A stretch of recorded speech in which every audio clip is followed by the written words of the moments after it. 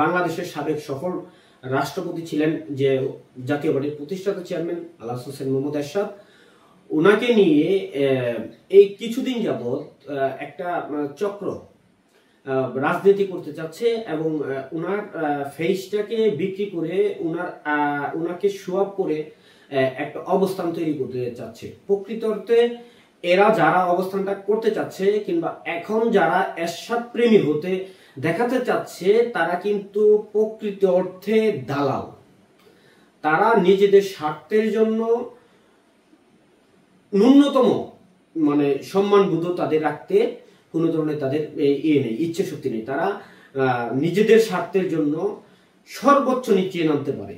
তার প্রেক্ষাপটে যদি বলতে চাই, 2014 সালে এই সাবেক সফল রাষ্ট্রপতি হোসেন মোহাম্মদ এরশাদ নির্বাচনে যায়নি। ওনাকে কিন্তু সিএমএইচ নামক হসপিটালে আটকে রেখে, বলতে গেলে জেলের মতোই করে, হসপিটাল নামক যে জেলটা সেখানে সিএমএইচ আটকে রেখে তারা রওশন এরশাদের নেতৃত্বে কাজী ফিরোজ রশিদ, রুনুল হাওলাদার, আনিসুল ইসলাম মাহমুদ, মুজিবুল হক চুন্নু এরা কিন্তু নির্বাচনে গিয়েছিল।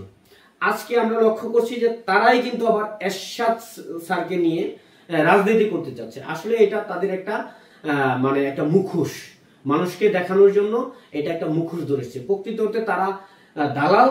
তারা যখনই ক্ষমতা স্বাদ নিতে চায়, যার কারণে তারা বারবার এই প্রেক্ষাপটটা তৈরি করতে চায়, যা 18 সালে করেছিল, 2014 সালে করেছিল এবং 24 সালে জাতীয় পার্টির যে বর্তমান মাননীয় চেয়ারম্যান রয়েছেন উনি কিন্তু নির্বাচনে যেতে চায়নি। তখন দলটাকে ভাঙন সৃষ্টি করে রওশন এরশাদের নেতৃত্বে আবার জাতীয় পার্টিকে 14 সালের মতো একটি নির্বাচনে নিতে চেয়েছিল জোরপূর্বকভাবে। পরবর্তী টাইমে সেটাকে প্রেসার গেট করে বর্তমান যে জাতীয় পার্টির চেয়ারম্যান রয়েছে ওনাকে নির্বাচনে নেওয়া হয়েছিল। বর্তমান সময়ে জাতীয় পার্টির একদম নিট অ্যান্ড ক্লিন হয়েছেন।